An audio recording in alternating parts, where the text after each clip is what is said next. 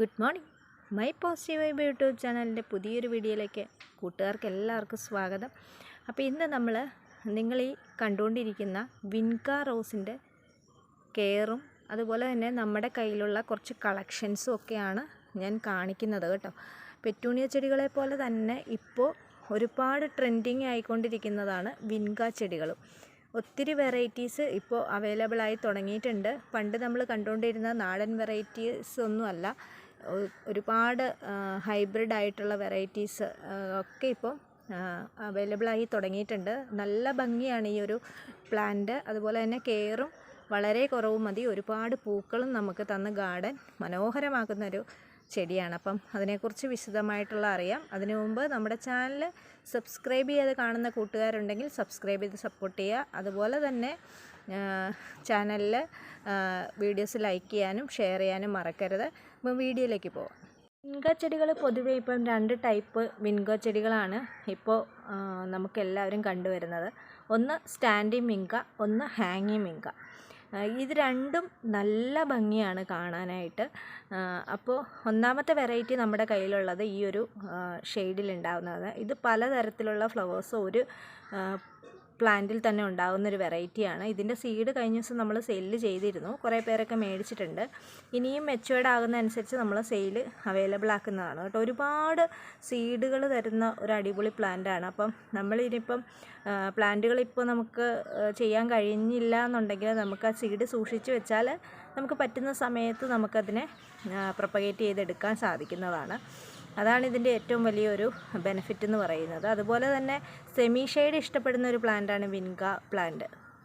ഓവറായിട്ടുള്ള വെയിലത്ത് വെച്ചിട്ടുണ്ടെങ്കിൽ പല വെറൈറ്റീസും അതിജീവിക്കാൻ ബുദ്ധിമുട്ടാണ്. കാര്യം നമ്മുടെ പഴയ വിൻക ചെടികളൊക്കെയാണെങ്കിൽ അതൊക്കെ അതിജീവിക്കും. പക്ഷേ ഇപ്പോൾ കാണുന്ന ഹൈബ്രിഡ് ഇനങ്ങളൊന്നും ഒരുപാട് സൺലൈറ്റ് അതിജീവിക്കാറില്ല. അതുകൊണ്ട് ഒരു സെമി ഷെയ്ഡിലുള്ള സ്ഥലത്ത് വിൻകകളെ വെക്കുന്നതായിരിക്കും ഏറ്റവും ബെറ്റർ ആയിട്ടുള്ളത്. പിന്നെ ഈ വിൻകകൾ നമ്മൾ ഒരുമിച്ച് കൂട്ടി പല വെറൈറ്റീസുകൾ വെക്കുമ്പോൾ അതിനകത്തുനിന്ന് പോളിനേഷൻ ആയി വിത്തുകൾ കിട്ടാറുണ്ട്. അപ്പം അങ്ങനെ കിട്ടുന്ന വിത്തുകളെല്ലാം റെയറായിട്ടുള്ള കളേഴ്സുകളും നമുക്ക് കിട്ടാറുണ്ട്. പിന്നെ ഹാൻഡ് പോളിനേഷൻ നടത്തിയും വിത്തുകൾ അങ്ങനെ പല വെറൈറ്റികളിലും നമുക്ക് ഈസി ആയിട്ട് ഇതിനകത്തുനിന്ന് ചെയ്തെടുക്കാൻ സാധിക്കുന്ന ഒരു വെറൈറ്റിയാണ് വിൻക.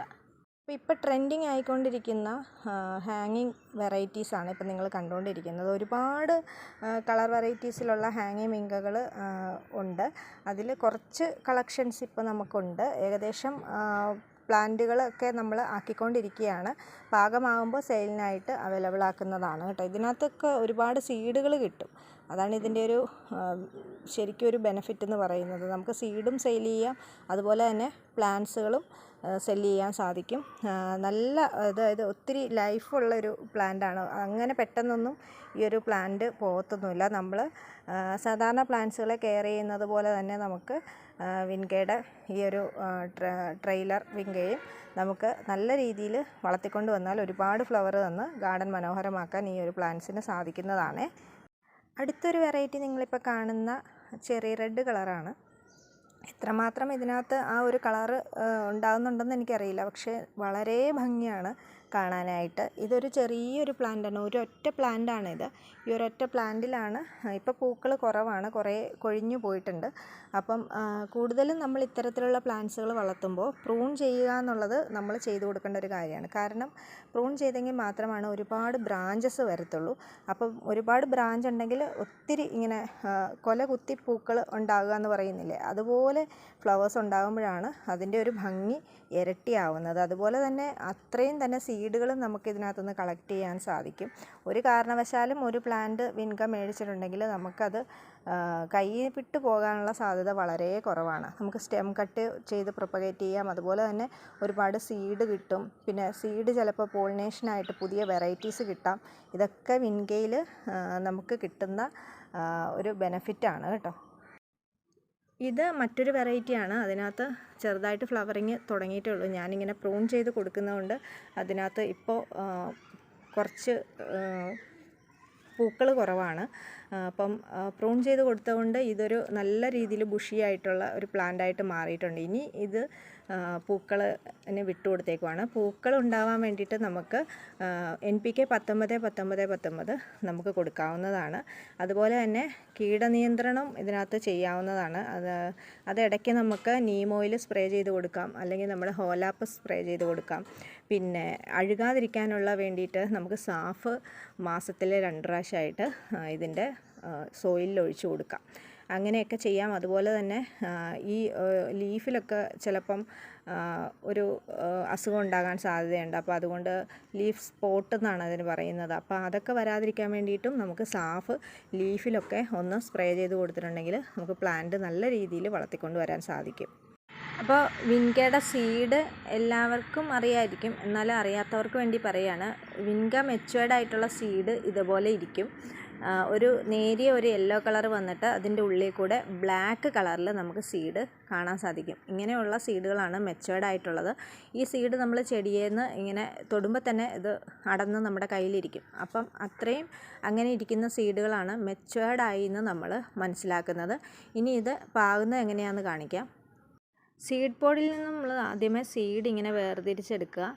സീഡ് ഇങ്ങനെയാണ് ഉണ്ടാവുന്നത്. നല്ല ജെർമിനേഷനുള്ള സീഡുകൾ നല്ല രീതിയിൽ നല്ല ഷേപ്പായിട്ടും നല്ല സൈസായിട്ടും ഇരിക്കുന്നതാണ്. ഇത് ഇപ്പം നമ്മൾ പറിച്ചെടുത്ത സീഡാണ്. അതുപോലെ നല്ല ഫ്രഷ് ആയിട്ട് തന്നെയാണ് സീഡ് ഇരിക്കുന്നത്. ഇനി ഇത് നമുക്ക് കുറച്ച് പാകിയിട്ട് ബാക്കിയുള്ളത് നമുക്ക് പെറ്റൂണിയയുടെ വിത്തുകളൊക്കെ സൂക്ഷിക്കുന്നത് പോലെ ഫ്രിഡ്ജിൽ സൂക്ഷിക്കാം. ID മാറാതിരിക്കാൻ വേണ്ടിയിട്ട് അതിൻ്റെ ID എഴുതിയിട്ട് അതിൻ്റെ ഒരു കവറിൽ വെച്ചിട്ട് നമുക്ക് സൂക്ഷിക്കാവുന്നതാണ്. അപ്പോൾ ഇത് നമുക്കൊന്ന് പാകുന്നത് എങ്ങനെയാണെന്ന് കാണിക്കാം. അപ്പോൾ സീഡ് പാകുന്നതിന് വേണ്ടിയിട്ട് നമ്മൾ ചകിരിച്ചോറും സാധാരണ നമ്മുടെ മണ്ണുമാണ് എടുത്തിട്ടുള്ളത്. ഇതിനകത്തൊന്നും ചേർത്തിട്ടൊന്നുമില്ല. വേണമെങ്കിൽ നമുക്ക് കുറച്ച് സാഫ് ഇതിനകത്ത് ആഡ് ചെയ്ത് കൊടുക്കാം കേട്ടോ. അപ്പം ഞാൻ സാഫ് ആഡ് ചെയ്യുന്നില്ല. അപ്പോൾ നമ്മളിങ്ങനെ ഒരു മിശ്രിതമാണ് എടുത്തിരിക്കുന്നത്. ഇതിലേക്ക് നമുക്ക് കുറച്ച് സീഡുകൾ ഇട്ട് കൊടുക്കാം.